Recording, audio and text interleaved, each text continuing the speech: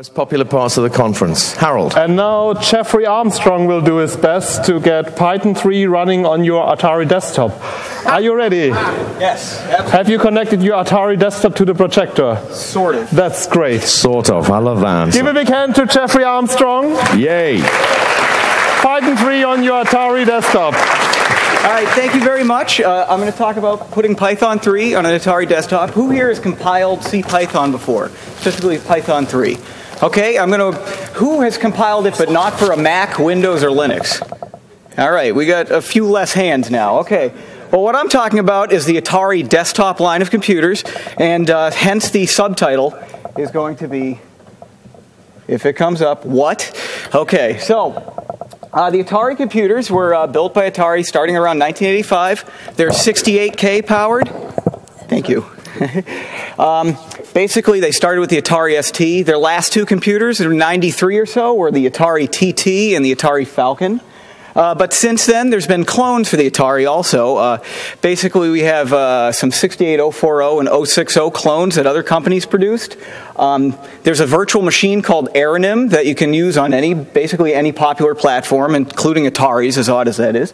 And also, there's a new clone came out about last year, I think. I might be wrong, called the Firebee. So if you really want to try that, you can actually buy Atari hardware still.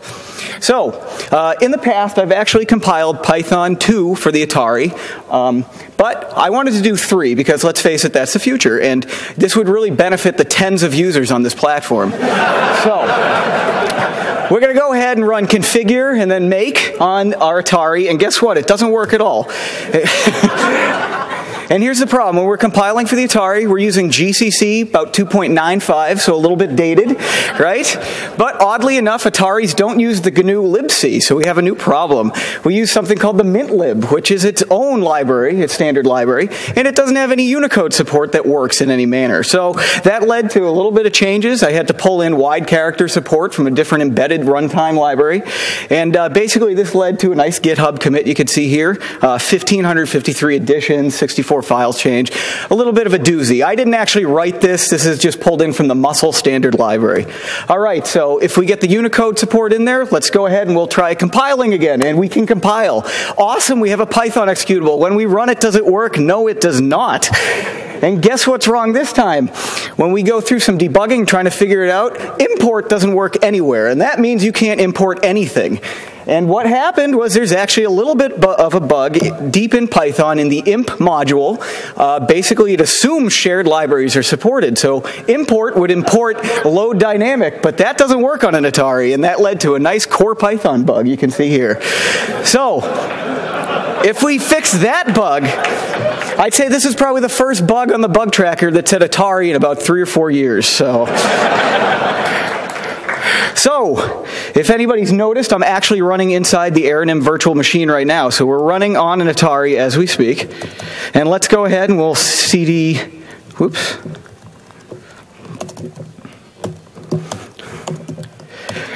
So, once we compile, you can see here, I actually have the full suite of Python stuff.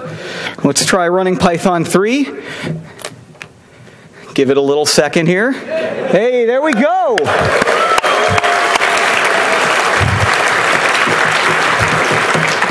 Looks like things work. It looks like we have some good things from the standard library running. So generally speaking, we have Python 3 running on our Atari. Very exciting. So, oh, and we had a system crash. Well, anyway, I'm not going to be able to reload that PDF by the time my 5 minutes are up. So, if anybody's interested, my Twitter handle is FortranJeff. All right? I bet that doesn't execute right. If you have any other questions, you can see my GitHub account, and you can see all the nonsense I've committed for the Atari standard libraries.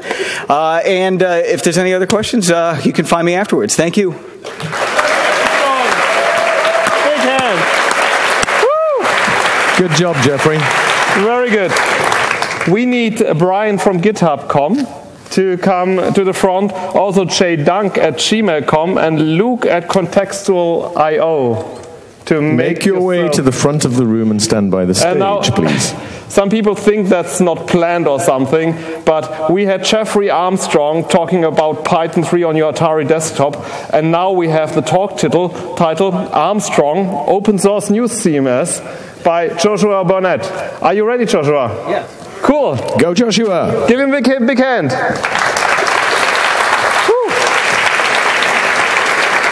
Hi, I'm Joshua Barnett, the manager of software engineering at the Center for Investigative Reporting.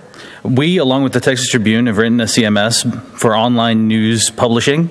I hear you say, why the heck did you write another CMS? To which I would answer, currently stories are managed by emailing documents, images, and videos around at large news publications all over the world. Armstrong is a CMS organized for, or optimized for news organizations. It is an iteration of the code base originally developed for the Texas Tribune, which itself was the basis of the Bay Citizen. Armstrong is the result of rewriting everything for the benefit of the combined organizational knowledge acquired over the last 5 years. We at the Center for Investigative Reporting recently relaunched Armstrong on top of, or relaunched Bay Citizen on top of Armstrong. We just recently began the process of backporting all of the open source code we wrote for this over the last year. Armstrong does some awesome things you want. It does schedulable content, super flexible content categorization, flexible and schedulable authors, related content structures, all sorts of things. It's all built in a modular and extensible way that you can use right now. Even if you're not going to rewrite your whole site to use Armstrong, you can use little pieces of it all over the place, and it makes things much easier. Even more stuff is coming soon. This is all in the Django CMS. Schedulable page layouts, query backfilled wells, embedded objects with support for Embedly and YouTube, comments built on top of threaded comments and Backbone, a super easy build system that'll get you up and running in about 5 minutes. That's assuming you already have an AWS account, and I can't do anything to speed that along, but it's also super modular, schedulable static pages where you can just drop in little bits of content here and there for things like about pages where you're not going to be running like some huge process. And that's it. Right now things are very quiet, but we're planning on moving a lot more quickly in the coming months, so keep an eye on GitHub, and that's it. Joshua Barnett. Thanks very much, Joshua. Armstrong, the open source CMS. It's nice to see that the speakers are respecting the spirit of Lightning Talks, which is that they can last up to 5 minutes, but they don't have to last 5 minutes. So, we do have a little more time than we actually anticipated, thanks to Jesse truncating his leaving remarks. That guy's done such an amazing job. Such an amazing job. Woo! Jesse.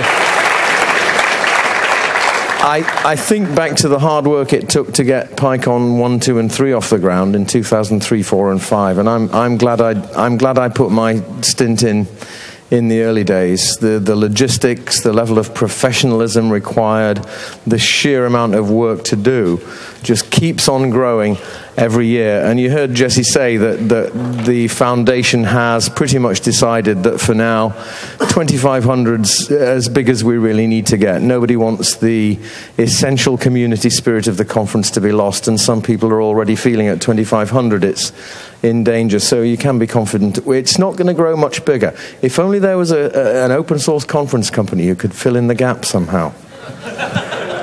If somebody knows one, let us know. Let me think about that. And we would like to ask Wesley, I guess it's Wesley Chun, to get to the front, and also KPy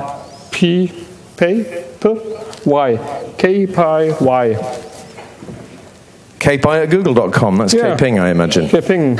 Cool. Ping, yeah. So, our next speaker will be Jeremy Dunk about metrics as typical practice. Give him a big hand. Jeremy Dunk.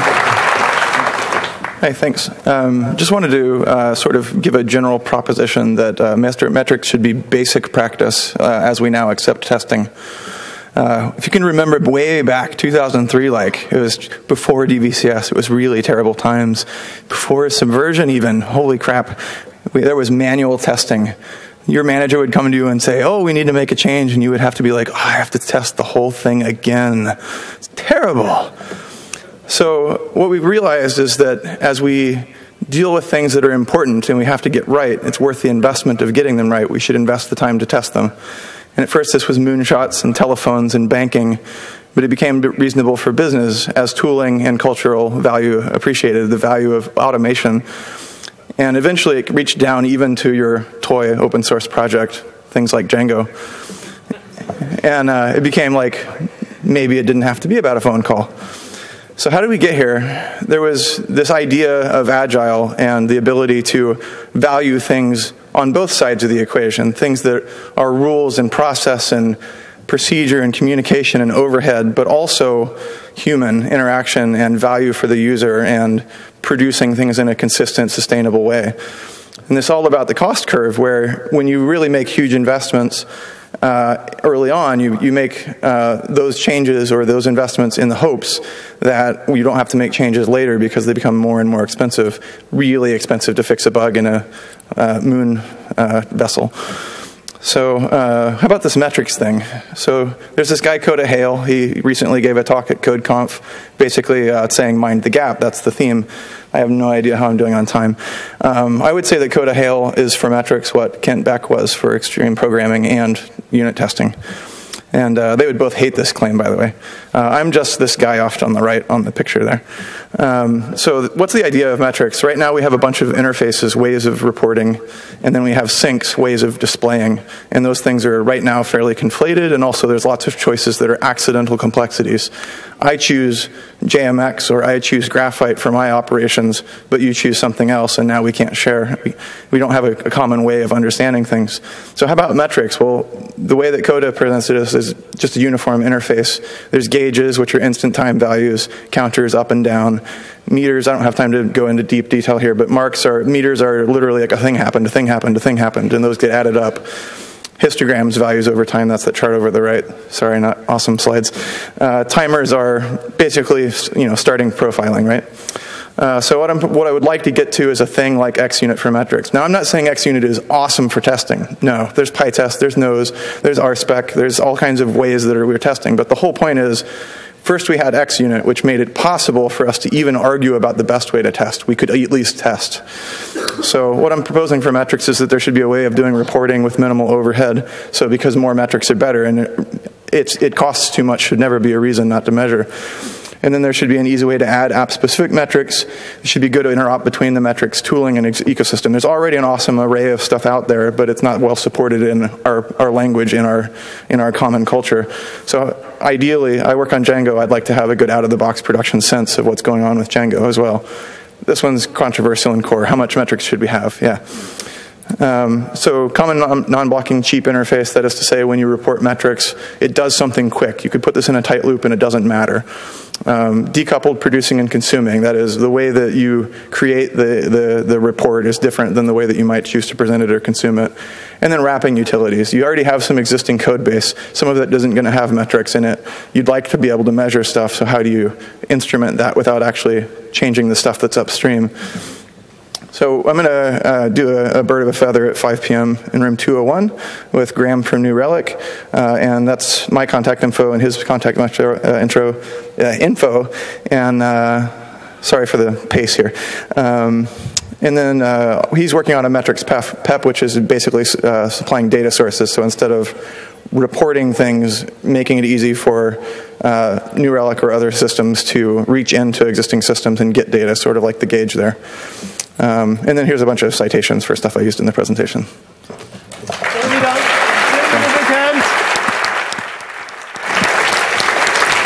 Thank you, Jeremy. Always an interesting talk.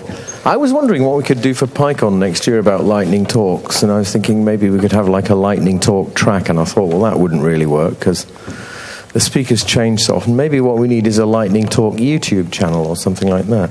Ooh. Or maybe a lightning talk late night video channel. We'll think about it. But I take it you would all like lightning talks next year, right?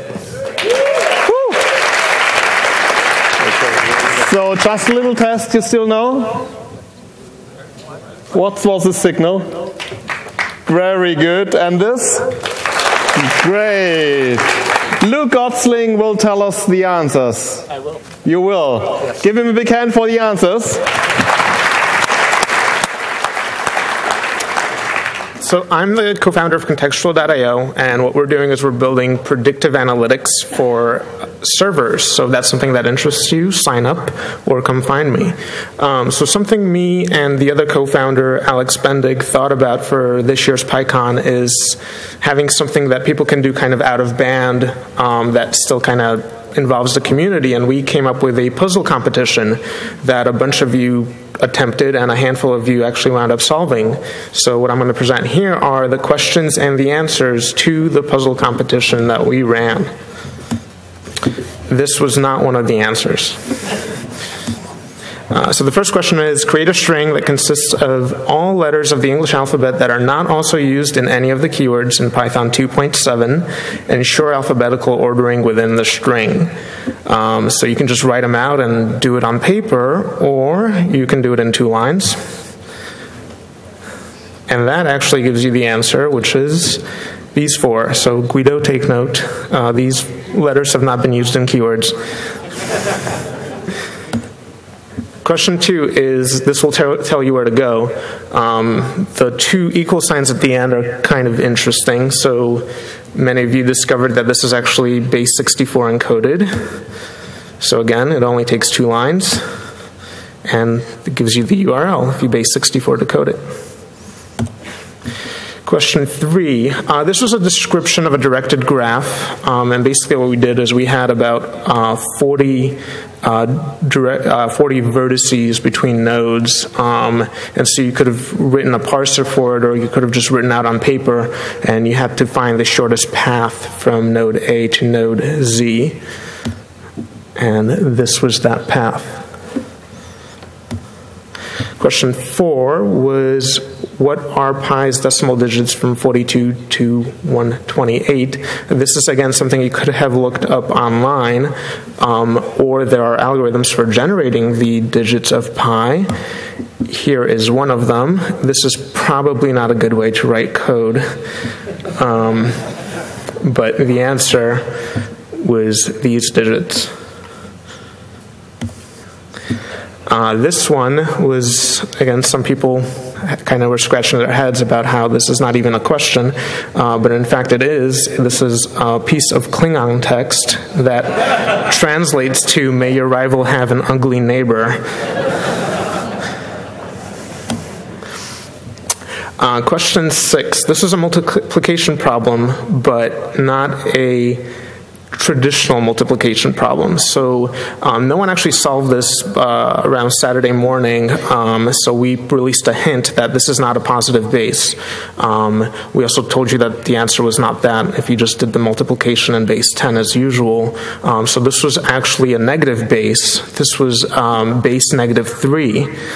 So then if you did the multiplication in base -3, you got this answer. And in base 10, that is the multiplication. And this was the last question. Again, this is very difficult, so we released a hint. Johannes Trithemius, he was actually the first person to coin steganography about 500 years ago. So we provided you with this image that was basically white background, and it said there's something off with this image. That's actually the image right there, and download it and see what's inside. And so what you had to do is actually look at what was encoded inside of the image. And so there's a very handy Python library for doing this called Stepic. So if you downloaded the image, you were able to decode the string that was in there, which gave you this URL. Then that was the final question of the puzzle. And we had 10 people solve this. There were 189 participants that saw the first question, and we had these 10 people solve it. So congratulations to Adam Zakarski, who was the first person to solve it. We started it at Friday at 9 a.m. The first solution came in Saturday at 4:11 p.m. And last but not least, I want to give bonus points to the person who attempted to visit this URL.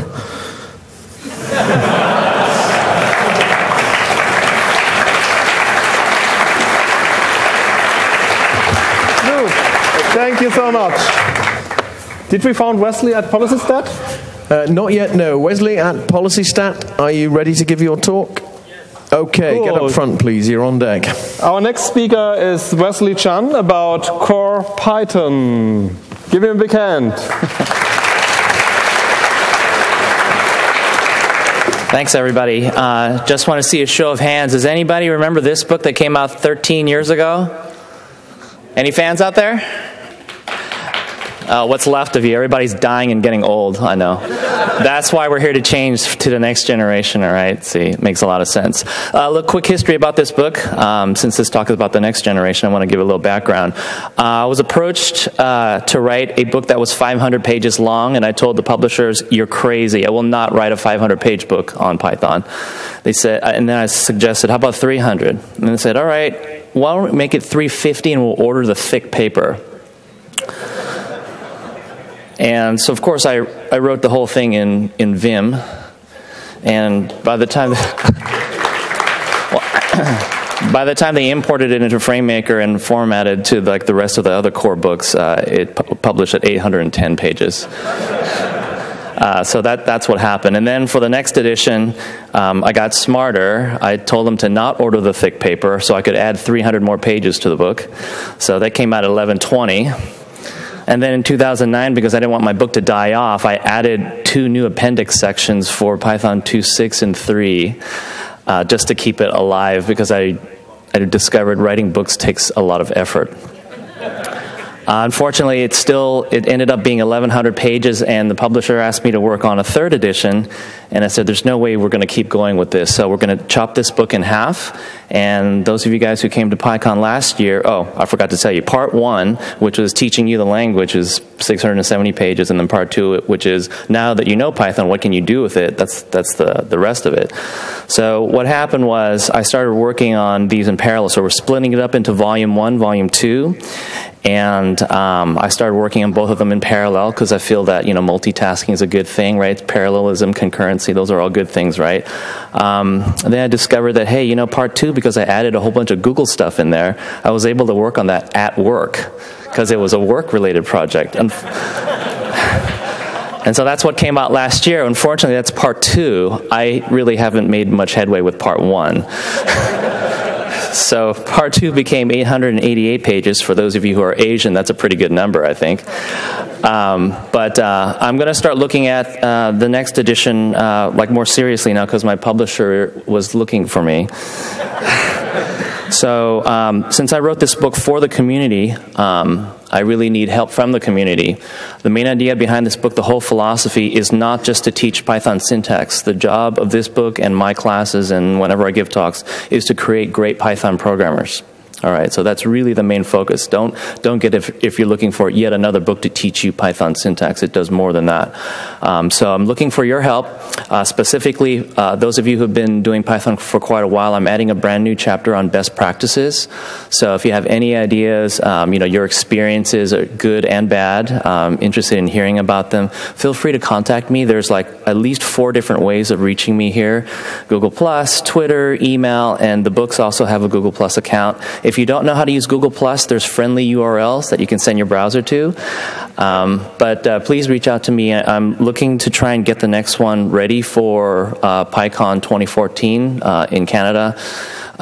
Getting it through customs will be tricky, just like the passport thing, so we'll worry about that later.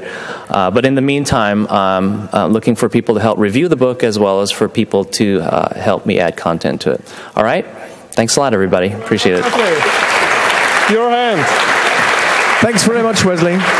We've got a very important bug fix announcement for all Atari Desktop users. Oh boy.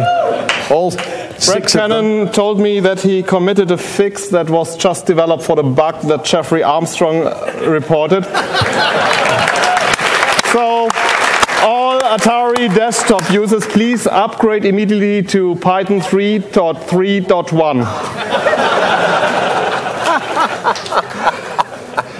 We would need Malthus, gmail.com, to come in the direction of the stage. Maybe the title of the talk would be easy. Abolishing the traditional 9-12 grade high school structure with Python. Yeah. Are you anywhere? If the author of that talk... Okay. He's moving. Fine, excellent. So you just stay on this side of the stage, please. Our next speaker is Ping about Q.Q, debugging output for tired programmers. Are you ready? Yes. Okay, give him a big hand. Go Ping. Enjoy. Okay, so it's late at night.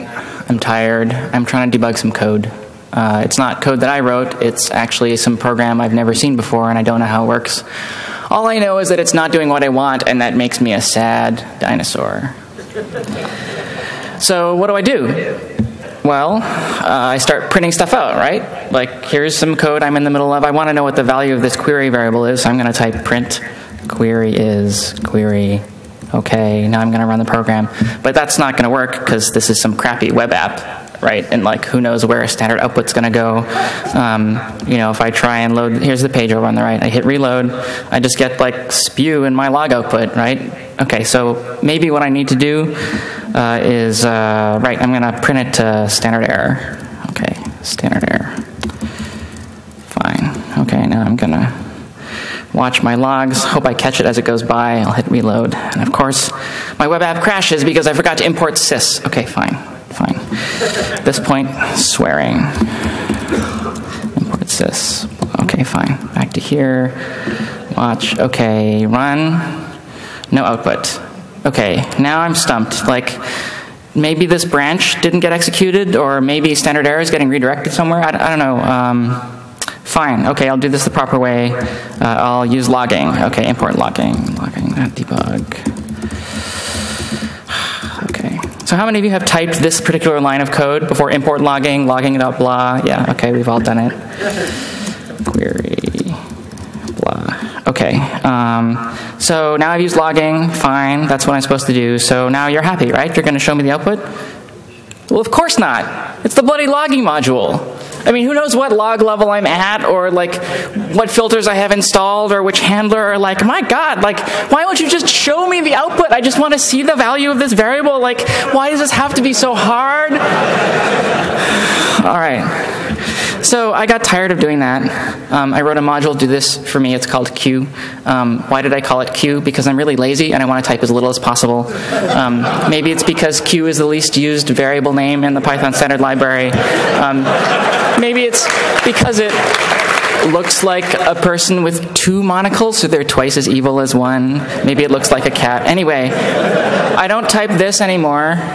I don't type this anymore. I don't type this anymore. I type this. Here's what happens when I type it. It's the shortest thing I could come up with. So here's what happens. Import Q to Q, query. Okay. And so you'll notice I don't actually type in any string here. I just type in the name of the thing I want printed out. And then the other thing to notice is that it doesn't go to the log file. It goes to a separate stream. It just goes to a file. So I can look at it separately. It doesn't get mixed in with all my other output. Okay, so I'm going to reload. Okay, so there's the wrapper of the thing that I tried to print.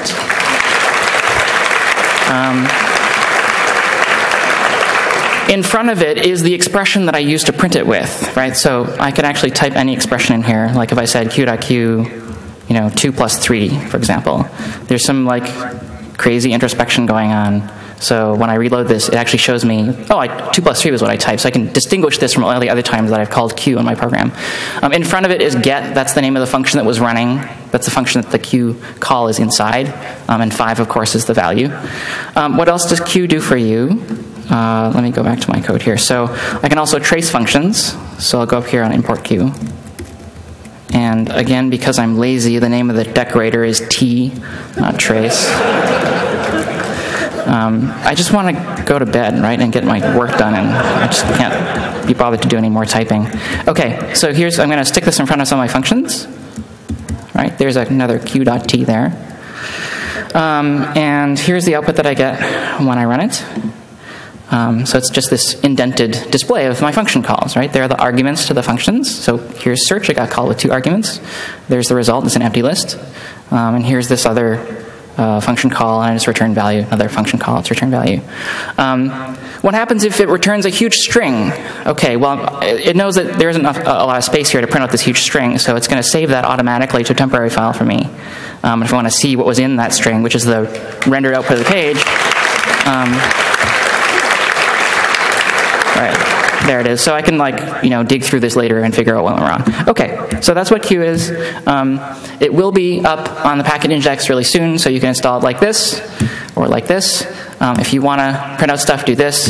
If you want to trace your functions, do this. I hope this saves you some time and allows you to get more sleep.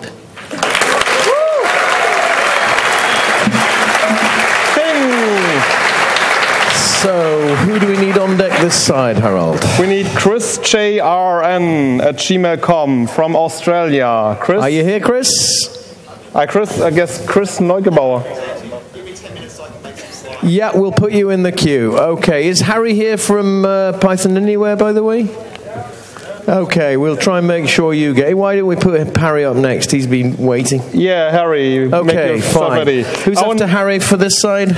Charles Law. Charles, are you here? Charles, are you here? Good, excellent. If you'd like to get to that side of the stage. So, our next speaker is Wes Winham, and he'll talk about neckbeard.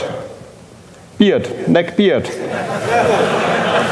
On my list it was neck bread. So, about making deployment not suck. Are you ready? Yep. Okay, big round of hand. applause. Okay. Okay, so deployment sucks for most people most of the time. You have big companies and you have people using PASS, and for them it's fine. For the rest of us, it kind of sucks. So I think for the rest of us, maybe we can improve that situation. So I've done a lot of deploys. I've been deploying the same Django app, basically, DC2 since 2007. We have a homegrown system that I'm tired of maintaining, and we do a lot of deploys. So 400 or relatively a lot of deploys.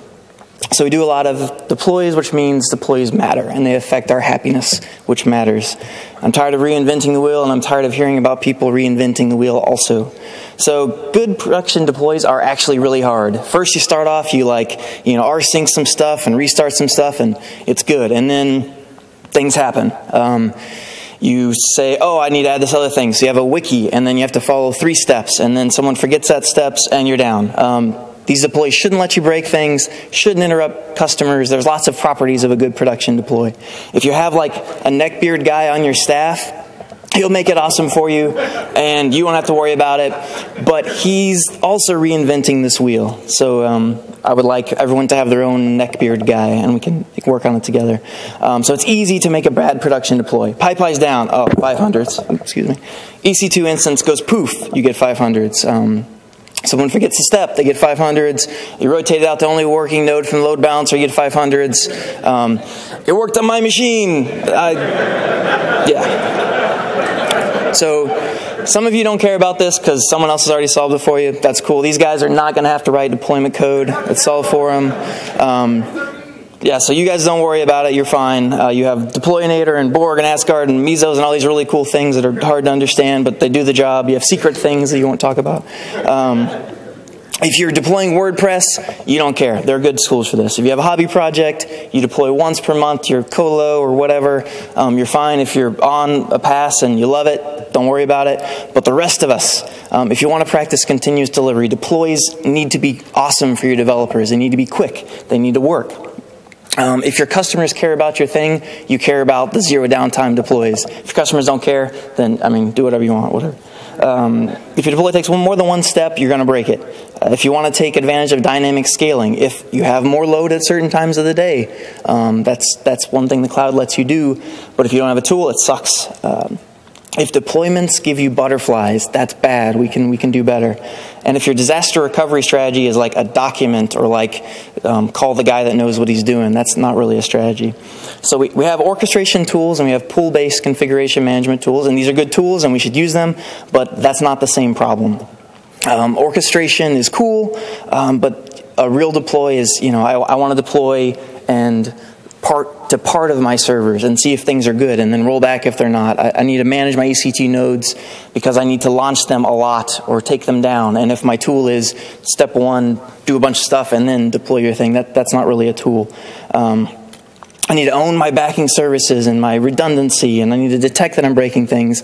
And these are not something that those do, or they do sort of part of them. And then you have like Chef Server, Puppet, Salt Stack, same problems. Who launches my node? How to do partial deploys? How do I maintain redundancy that I care about because customers care about my thing? So let's stop writing the same glue code with Fabric and stuff. We're reinventing the wheel. And some of us are doing it badly, but we're all doing it worse than we could if we work together. So you probably have already done, Fabric plus Chef plus Bodo plus Bash plus yada yada yada. Now you're one person Heroku. Congratulations. Good luck. You're not going to do as well. But with our powers combined, with open source software, if we can just agree on some interfaces, all of us little guys that are writing the same tools can reuse each other's code and write extensions and tie them together, and good things can happen. So I'm trying to do this. I'm frustrated. Some of you probably don't care about this. Some of you do. If you care, come talk to me. I'm open sourcing what I have, at least. I'm really want to work on interfaces. I want a one command deploy for everyone that's at this kind of in-between situation. Hooks, deployment, monitoring. I'm sprinting, so bring your stuff. Come talk to me. Tell me I'm crazy. Tell me this is already solved somewhere. I'll be around. Thanks. Wes Winham, ladies and gentlemen. Thanks very much, Wes. So how are we doing? Are you all ready for... Who's staying for the sprints, by the way? Quick show of hands. Oh, look at that. Look at that. Good on you. This is how projects move forward. Great. Okay, so next we've got Eric Malthus talking about abolishing the traditional 9th to 12th grade structure of high schools. Sounds suitably anarchic to me. All right, good afternoon. This is a humble talk called Abolishing the Traditional 9th to 12th Grade Structure of High Schools. The unwritten subtitle is Using Python to Take Over the World. My name is Eric Malthus. If you like what you're about to hear, you can find me on Twitter. My blog is at peak5390.wordpress.com. These slides are up there. I teach high school math and science in Alaska. This is my backyard. It's a nice place for working hard and then playing. All right, so last year, Paul Graham asked us to fix search, fix email, fix universities, but when somebody asked him about high school, he said, don't fix that, it's too hard. So is it? This is the kind of one-page summary of what I'm going to show you. You don't need to read this, but this is what we're going to take a look through. So the answer to that question is competency education. In competency education, every new student in high school gets a blank map of everything they could possibly learn in high school. Once that's done, our job as teachers in schools is to support students as they learn what they need to make their pathway through that map that they've laid out.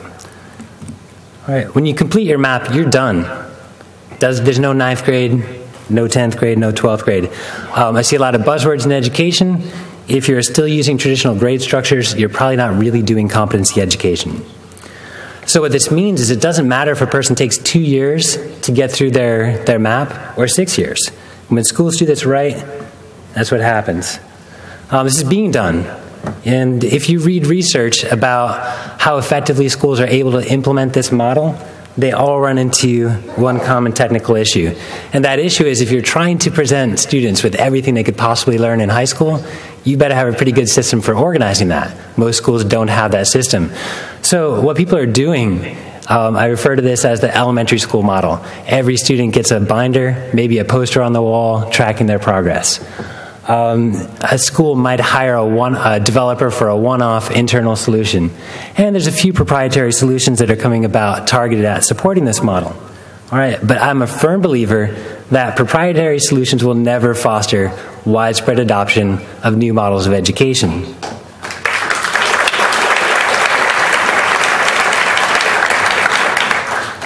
So free and open education tools can work. They offer instant adoption. If a school, all they have to do is create an account, use a web app, they can adopt it as soon as they get agreement. It offers continuous revision, offers inbuilt forking behavior. All right, so this is about a trio of tools: open education competencies, open curriculum builder, open competency tracker.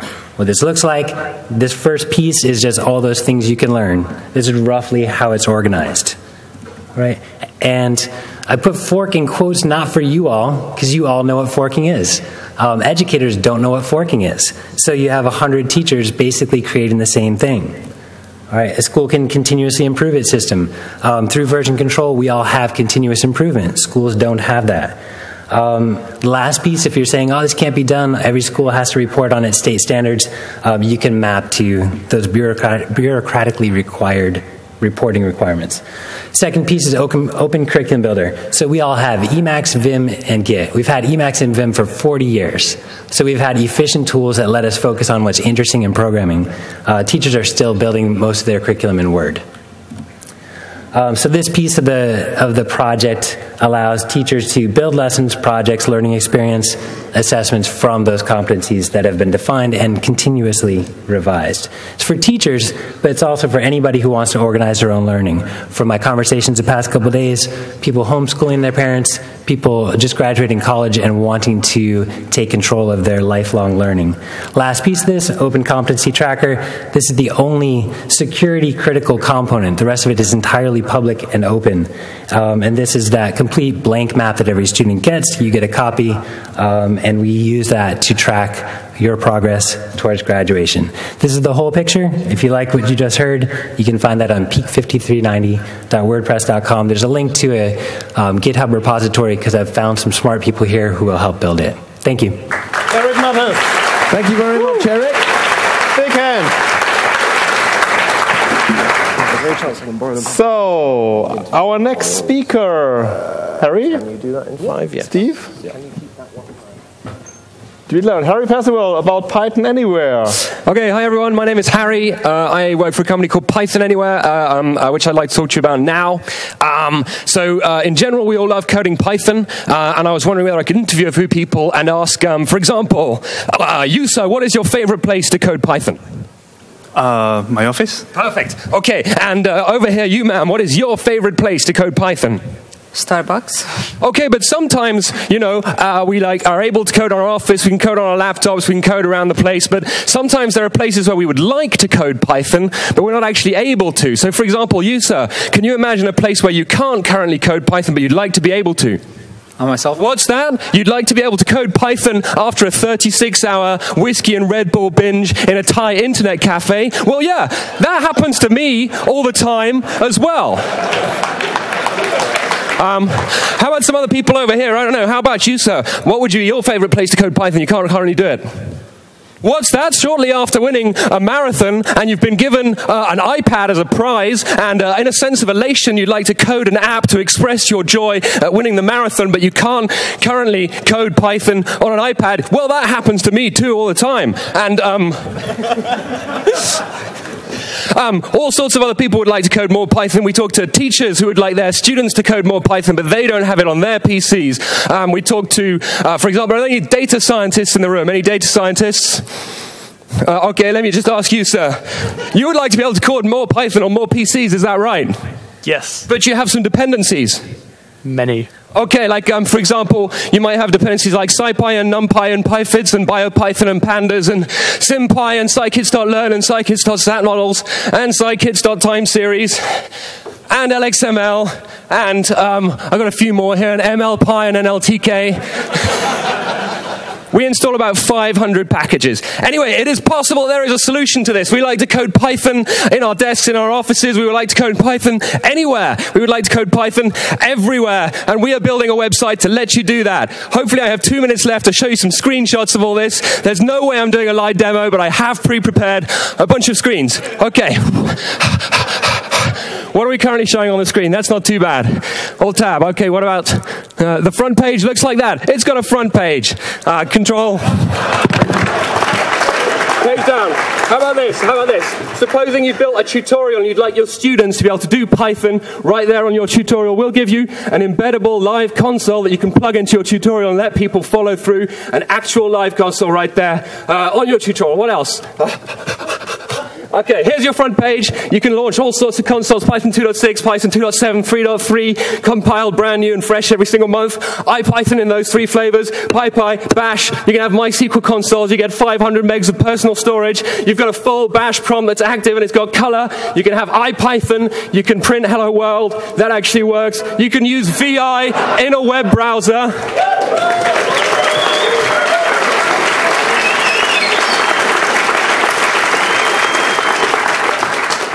You can also use Emacs. There's a full syntax highlighting text editor. It even gives you PyFlakes warnings about import errors and stuff like that. There are none in my code, of course. You've got a full free web app with every single account that you can have at yourusername.pythonanywhere.com. That's just free out the box. We've got quick starts for Django and Flask and Bottle.py and all sorts of web frameworks. We've got scheduled tasks if you want to kind of cron jobs and do web scraping. We've got MySQL connectivity and databases. That comes in the free accounts as well. And as I say, we've got a few modules for all you data scientists and people that might want some installed packages. Here is the list. It goes on and on and on and on and on and on and on and on and on and on and on and on and on and on and on and on. That is Python Anywhere, www.pythonanywhere.com. Come and check it out. Love you all. It's been a fantastic conference. I am so happy to be here. You guys are all amazing. Big up all yourselves. Bye-bye. Harry Percival, everybody. Python Anywhere. You can take your laptop with you. You may want to take your computer, Harry. And there's still 40 seconds left. You know, I'm so glad we don't do commercial pitches at PyCon. Would you have fries with that? After Rapid Speaker, we will have a Rapid Script. Charles Law will talk about Rapid Script translating Python to JavaScript. Are you ready? Yes, I am. Give him a big hand.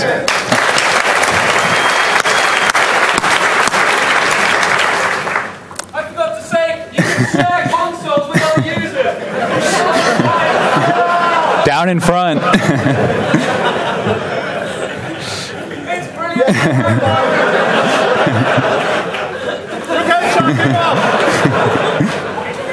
I always wanted to host the Jerry Springer show at PyCon. We don't have this stuff in Germany. Charles Law. Hi, everyone. My name is Charles Law. I work at OpenX in LA, but I'm here to talk about a personal project that I'm working on with a friend called RapidScript, which is translating Python to JavaScript. So the first question a lot of people ask me is, why not just write JavaScript? And I just don't like it. It's not fun to write. You got to add semicolons. It's ugly. Like we learned the other day, Python is has lots of killer features. It's beautiful. It's fun to write. One of the other reasons is a lot of the backends that I've worked in are actually written in Python as well. So if I have Python in the front end and there's something I want to move to the back end, I don't have to do any work. So that's nice. And there's some tools already out there that do this, but they put a lot of effort into mimicking Python exactly. So when there's a certain behavior in Python that you don't need, like dividing by 0 is different between Python and JavaScript. And it turns out that you get this extra, your code is maybe 10 times bigger to catch all these special cases that you don't necessarily need. So we decided to create our own tool.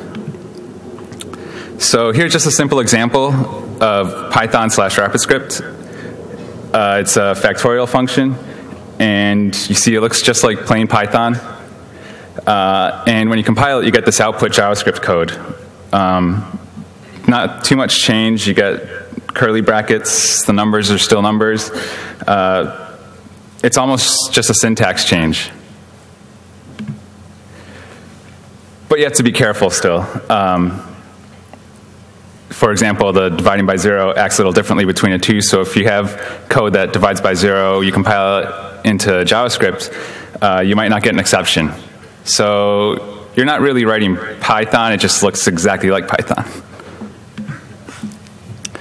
So there's some other features we have on top of this. We don't just add semicolons and brackets. We also create classes using prototype, JavaScript prototypes. And this lets us basically do object-oriented programming in JavaScript. So I thought, what could I make? And the first thing I did was take a look at this other library called PyJS, formerly known as Pajamas, and I took their asteroids example, and I tried to compile it, and because JavaScript and Python aren't exactly the same, I had to make a few changes. And I have a visual diff right here of some of the files. There was only 3 files. And you can see I couldn't use some libraries, so this is the Python on the left and the rapid script on the right. I couldn't import random, which I used for randint and randfloat type functions, so I just created those in JavaScript. And this is probably something we should add, but the math module in JavaScript is a capital M, not a lowercase m, so a lot of places I just basically did a global, or I did a search and replace. But that was all I had to change. And I had to change a timer function, and that was pretty much it. So after an hour of work, I was able to get this output, which is a working asteroids game in the browser.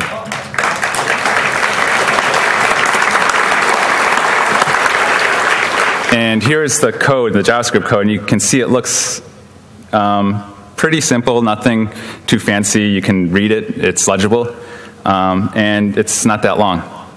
So this was actually taken from another place. I thought, okay, what could I build myself from scratch? And I thought of a game that I played a long time ago called Chips Challenge. And I had a parser, I had a parser for it that would read level files. And so first thing I did was port that over to RapidScript. Then I started creating objects or classes for the different objects in the game. So I had walls, tiles, players, blocks, and I just kept adding things. And after a day or two, I was able to actually play the game in the browser, loading the original game files.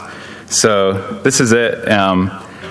I made some custom images. I actually call this game Cyborg, so hopefully I'm not infringing on any copyrights. But this is the original game playable in the browser with a custom skin. So this is one of the first few levels. You can see we changed the water to acid because it sounded more cyborgy. And so if you hop on there, it actually dies. This doesn't have any alerts or anything. Charles Law about RapidScript. Have you seen? We now have asteroids in the browser, so we don't need to fix Python on the Atari anymore. But hey, we're platform agnostic, right? Platform agnostic. Our next speaker and final speaker, Christopher Neugebauer. Hello. Woo. Hello, Python lovers. How are you today? So, I run a conference in Australia called PyCon. Hello. This is actually switched on. Hi. So, I run a conference in Australia called PyCon Australia. It is in the first weekend of July, and we have a call for papers open at the moment. It closes on April the 5th. Here's a photo from last year's conference.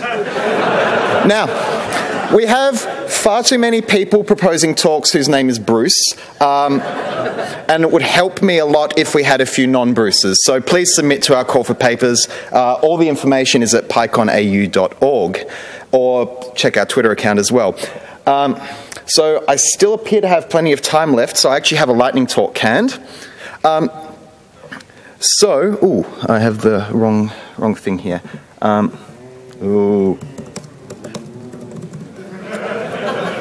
So, you may have seen me in such lightning talks as job security in Python. And a few years ago, I presented that same lightning talk in front of this guy. Do you know who he is? That's Damien Conway. He's sort of like the David Beasley of the Perl world. And Damien informed me at that conference that apparently unmaintainable code was the exclusive domain of Perl. And he said, to fix this problem, that I was to become an honorary Perl monger. And I could just not cope with this because Python is not like Perl at all. You know, you type import this, and you get this thing. You get this thing that shows up, and then you get this thing that says there should be one and only one obvious way to do things, and that's the exact opposite of what Perl does. So I thought, what else can I pinch from Perl? Because, you know, their hobbies, we want to have them as well. I had this game called Code Golf, where the idea is that you take a piece of sensible code and you come up with the shortest possible implementation as possible. And you know, Python has really well-defined structure. You try to make your code readable. So here is an implementation of quicksort in Python. It uses list comprehensions and stuff like that. It's 3 lines. That's 141 characters. It uses list comprehensions. Now, if you change some of the variable names, you can do that so that you check for the emptiness of a list just by getting rid of the len equals 0 thing. And that went down to 119 characters. Now, I did manage to get it down to 116 characters by crowdsourcing. And so some people on Twitter gave me these answers. Firstly, they gave me something longer. That's not terribly good. 147 characters wouldn't even fit in a tweet. That's dreadful. But then we got some progress. People replaced their function definitions with lambdas. And using the ternary operator means you don't need to have return statements. So that's great. So there's lambda, and that's 106 characters. So we're getting better. So the shortest implementation I got of quicksort, it uses this short-circuited AND operator. And that returns the empty list if the list is empty, otherwise it recurses. And that's 88 characters. And then people realized that they didn't really need to implement quicksort. They could do other things. And so here is some tail recursion. See that thing at the end? And that implements selection sort in 92 characters. But then you can sort of get rid of bits like that. Get rid of spaces by using the semicolon. You can have semicolons in Python. So that's just like Perl, right? Great. And that saves really valuable space characters. So you can get 74 characters there. And we got down to the shortest in-place implementation of selection sort, which was 54 characters, or by using the pop function, you got it down to 45, which is our winner. But I saved the last word for Nick Coughlin, who said that the only sorting algorithms you need to know are list.sort, because Tim Peters has read Knuth for us. So yeah, get along, submit to our call for papers at PyCon AU. I really want to see heaps of you down in Australia in July. Thank you very much. And thanks to Steve and the Lightning Talk man for the Lightning Talks. It's been great throughout the entire conference. Thank you very much. Thank you. There was an interview question when Obama interviewed for Google. They asked him about how to sort a list of integers. I remember that one, yes. If he would have known Python, he would just have sorted. Yeah. That's right, yeah. And the whole thing would have been sorted, as we say in England. Ha ha ha. The only other Englishman in the room thought it was funny. Oh. We should give all the speakers a big hand. Absolutely right. Thank you.